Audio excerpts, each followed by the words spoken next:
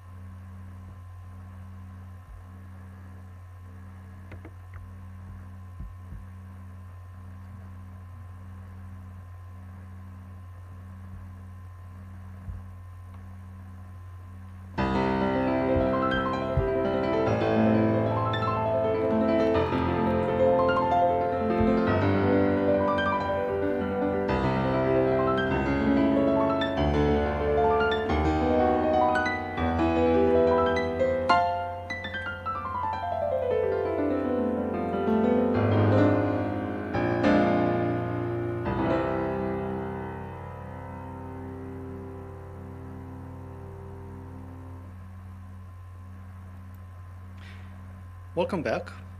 Today we're going to look at a continuation of a previous tutorial I've done about piano runs and fills. And I'm going to teach you how to play the introduction that I just played. You're going to see that it's not as difficult as it might seem at first. Basically, I've been following a single simple pattern. Let me teach you the pattern. For that, let me start with the first chord.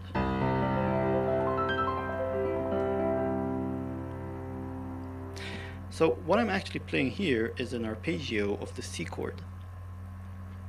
I start out with the bass in my left hand. So C and C.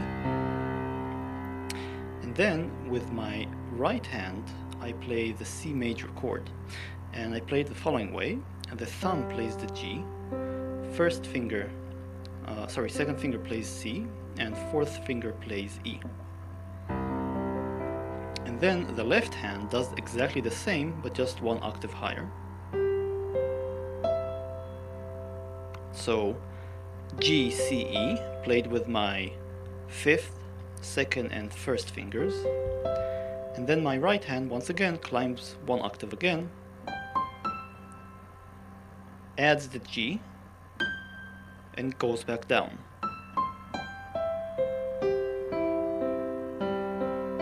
And now when I get down, I actually play the shape up from G to G, and then move on to the second chord. So in slow motion, what I'm doing is this.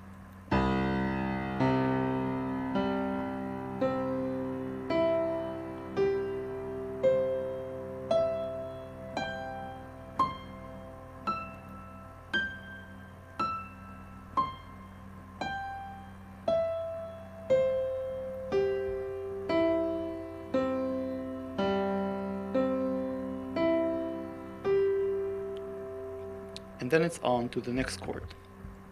So in fast motion, it would be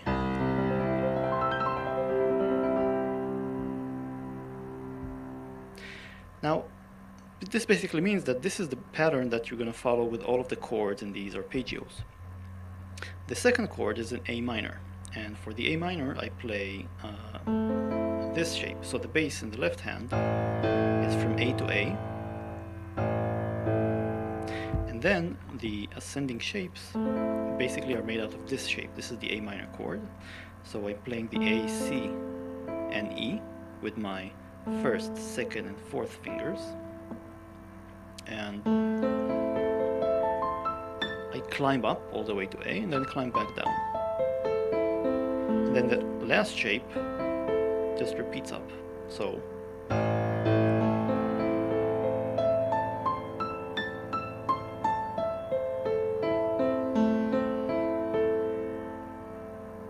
played fast. Next shape is an F major chord, so an F for the double bass, and then this shape, which is actually looks like kind of the A minor shape. This is an F major chord in the root position. I'm playing an F, A, and a C.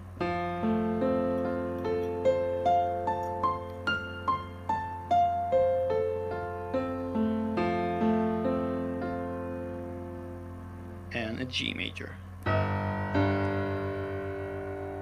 And once again, it's just the same shape, moved one unit up. So I'm playing a G major, which is a G, B, and D.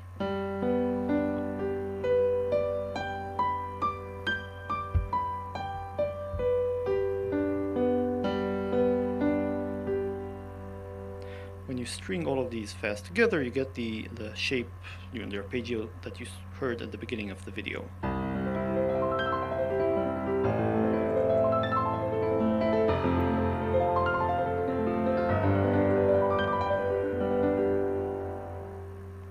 For the second part of the arpeggio that you heard at the beginning of the video.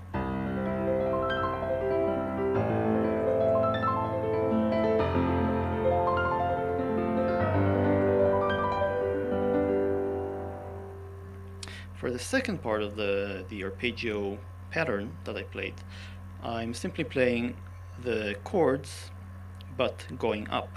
So I'm playing a C, same shape that I started out with. Just repeat it with the left, then again with the right, and all the way up to G. Second shape is an A major. Actually, for the bass, I use a C sharp, and then I play the A major with my right hand. So that's an A, C sharp, and an E. You can play it with the thumb, second and third fingers, or thumb, second and fourth fingers, whichever is more convenient for you. So I'm playing it right hand, an octave above the left hand, and an octave above the right hand again, and I terminate at A. Next shape is in D minor. A, D, and F. Next shape is a B, and for the bass I use a D sharp.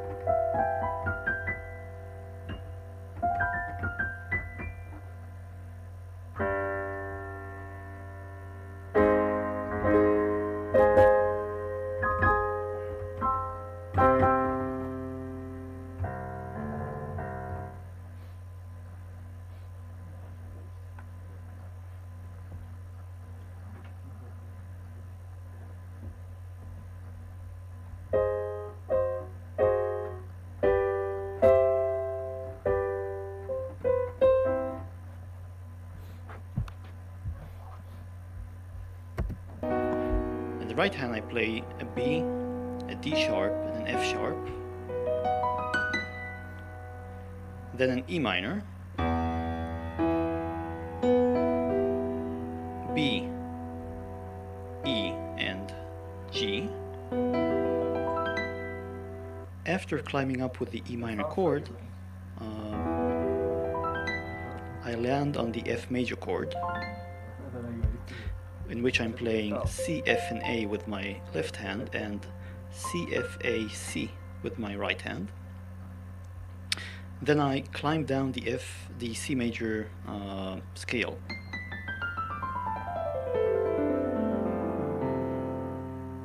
So I'm just playing the C major scale, C major with my C, F, climbing up with the E minor chord.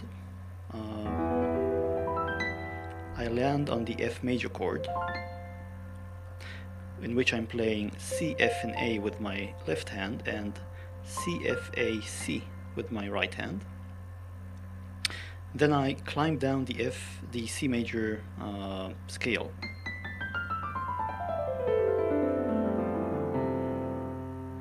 So I'm just playing the C major scale. I'll just play it slowly so you can follow my fingers. I'm playing C, B, A, G, F. Then I turn over with my third finger. Continue going down. E, D, C. Turn over with my fourth finger, third finger, fourth finger. So I just play it fast from the top, from C.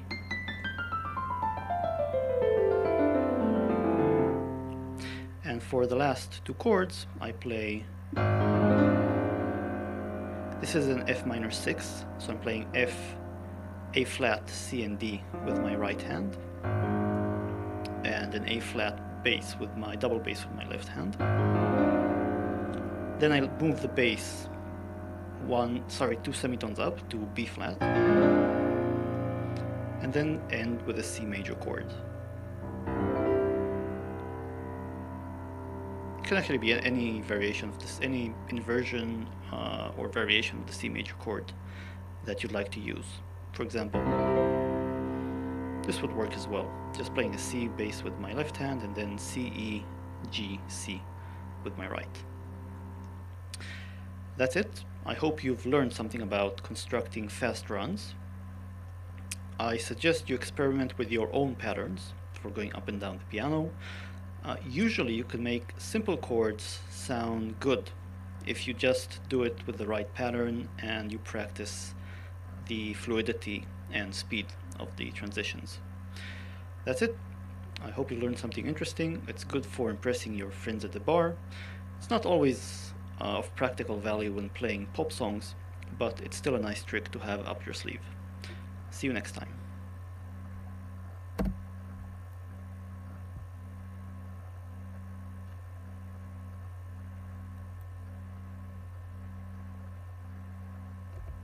The other day, quite by chance, reading online about the prelude set as a whole, and the title Devil's Trill caught my eye and imagination. So I followed a trail of links to a PDF still available online at the time of making this tutorial from a link in the video info below. The prelude was realised, I think the correct word is in this situation, by Jeffrey Kalberg. It's an expert interpretation of a sketch, to my eyes illegible, made by Chopin at the time of writing the preludes we're familiar with today, during his stay with Georges Sand and her children in Mallorca. Expert interpretation of a sketch, to my eyes illegible, made by Chopin at the time of writing the preludes we're familiar with. I think the correct word is it. The prelude was realised, I think the correct word is in this situation, by Jeffrey Kalberg. It's an expert interpretation of a sketch, to my eyes illegible, made by Chopin at the time of writing the preludes we're familiar with today, during his stay with Georges Sand and her children in Mallorca. Jeffrey Kalberg's essay begins by discussing the relative merits between the artist's sketch against the finished work, in particular in relation to Chopin's artist friend Eugène Delacroix, whose oil sketch of Chopin is perhaps our preferred image of the composer today. Delacroix's loose, confident, spontaneous brushwork seems to capture the essence of what we might think of as the spirit of Chopin's music and romantic style, that is, in the historical sense of that word. This excellent essay goes on to discuss Chopin's prelude sketch in detail, traces lines of thought which lead to this 31-bar score published in the PDF.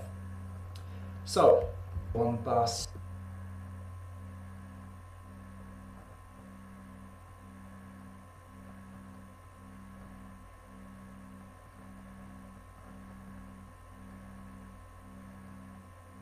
score published in the PDF. So, I'll let those interested in details read this essay for themselves and instead look at possible interpretations of this work at the piano.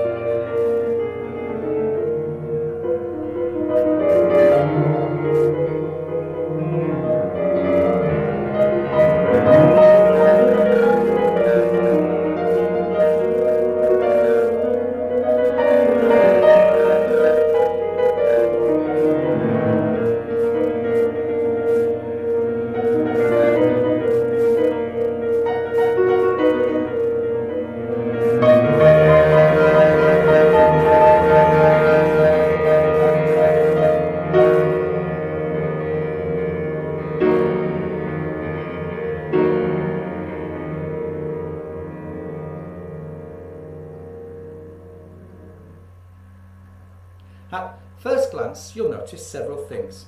The left hand is made up entirely of trills. You, like me, may never have seen a piece quite like this before.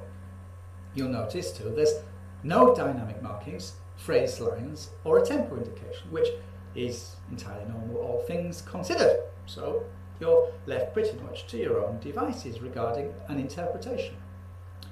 If we take the right hand alone, become familiar with it, the phrasing seems to suggest itself. To me, something like this.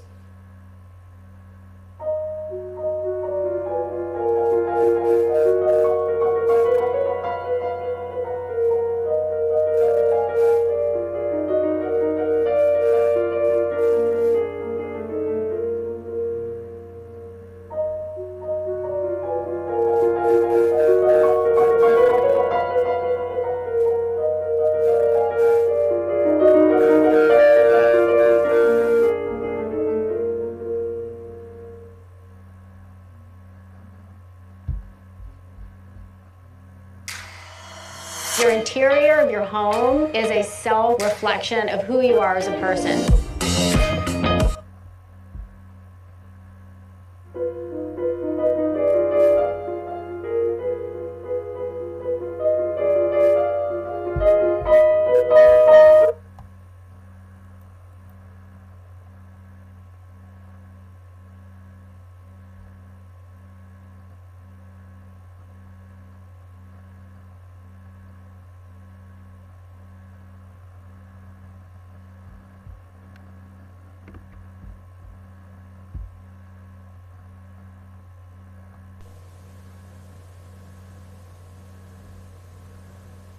Поражению базального ядра Мейнарда и дефекту ацетилхолинергической системы придают большое значение в патогенезе болезни Альцгеймера.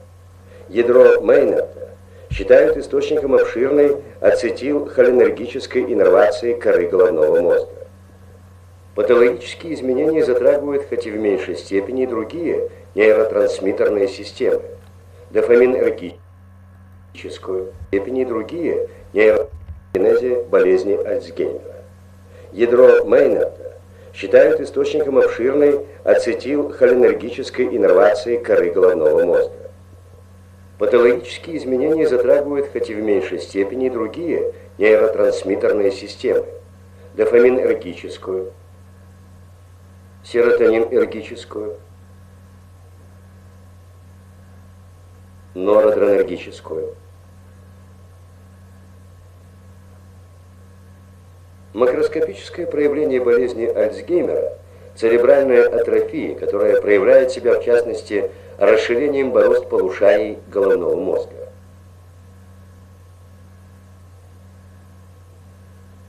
Где вы находитесь, вы знаете? Что это за учреждение? Вот, где нахожусь, я особенно не знаю. Ну, все же. А за мной муж ездит. Ну, как называется это учреждение? Клиника. Какая? Института. Какого института? Института. Вот этих. Как называются они у нас? Вот этих. Вот сказать не могу, как. Вот. А адрес хотя бы примерно. Знаю, он меня возит мимо Таганки. Сажу. А вот если бы вы сами поехали, вы бы не добрались? Я не езжу одна. А почему вы не ездите? А потому что я боюсь, за мной сыновья приезжают, или же я вот буду звонить, и за мной приедет муж. То есть одна вы никуда не выходите из-за того, что можете потеряться, так? Ну, дорогу уже знаю, и эти дороги, а вот подальше, в метро я вообще не могу войти, я не знаю. При болезни Альцгеймера неврологическая симптоматика скудна.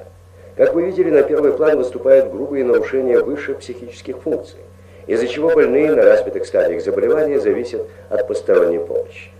Нередки нарушения пространственного гнозиса. Громан, я вас попрошу запомнить несколько слов. Запоминайте.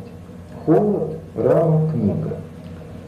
Холод, рама, а третья уже? Книга. Запомнили? Да. Голод или холод? Холод, рама, книга. Холод, рама, книга. Запомните еще 3 слова. Гость, риск, дождь. Гость, риск, а третий какой? Дождь. Дождь. Запомнили? Все 6 я не скажу. Ну давай, да. Ну все же какие слова-то я вам давал, Галина? Дождь. Все. Ну хотя бы одно вспомните. Все. У больной грубо снижена память. Далее обратите внимание на характерные нарушения счета и праксиса. Галина Ивановна, я вас попрошу попытаться такую операцию арифметическую сделать. От 100 отнимать по 7. Так. 93, отнять 7, 86. Так. Потом 86, отнять 7, будет 79. Так. Дальше. 72.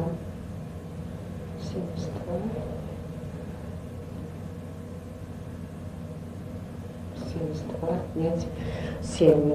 Значит, вот я на этом тот раз на 80, а сейчас на 70 засела. Галина Ивановна, мы сейчас с вами сделаем несколько проб, и вы должны их повторять. Ну давайте мы начнем с первого. Вот так. Вот посмотрите, как я делаю. Вот сделайте, пожалуйста, вот так. Вы одной или двумя? Двумя сразу. Сейчас. Сейчас. Вот так. И вот так. Нет, Галина Ивановна, неправильно. Вы посмотрите, как. Одна рука сжимается, другая разжимается. Одна так, а это так. Да. Потом так, это. Так, быстрее. Так. Так. Так. Давайте другую пробу сделаем, Галина Ивановна. Оставьте одну руку, так положите. Одну только. Посмотрите 3 движения, которые я делаю.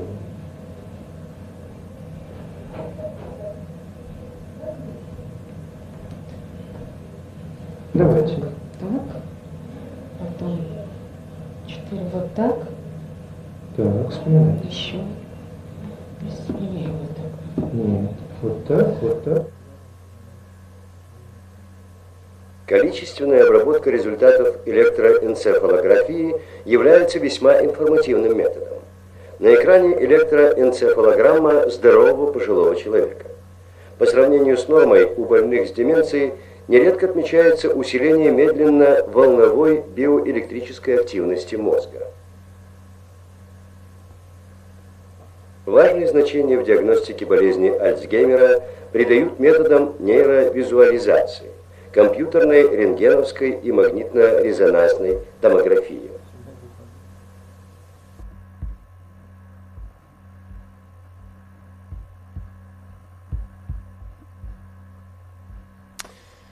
Hello, everybody.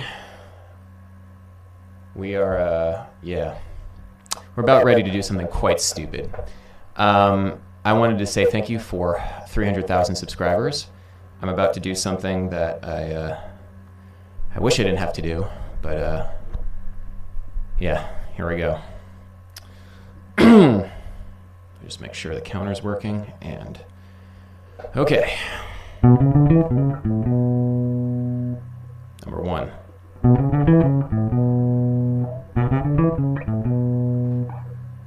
Did that go through? Oh, too many counters.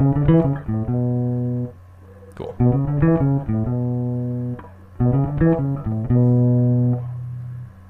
The counter never seems to be working.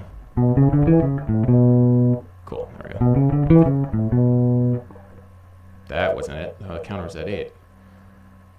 8 plus 1 equals... You guys are making me overload this counter. There we go.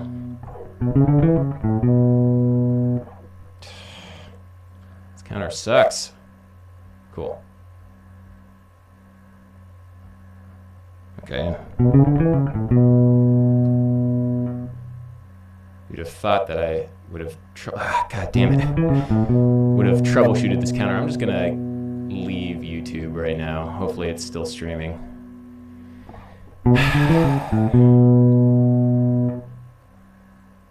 Plus 1. Okay, there we go. I just have to manually do it. There we go.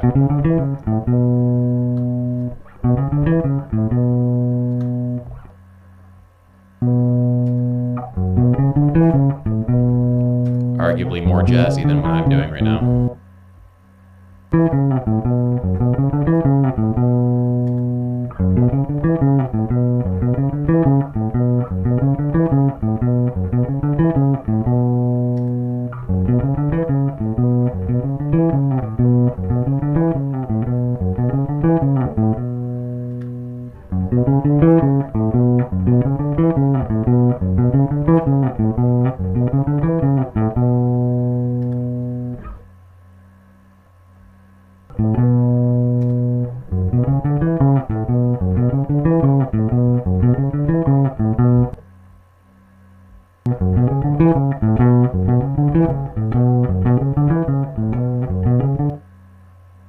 Cool. More lick.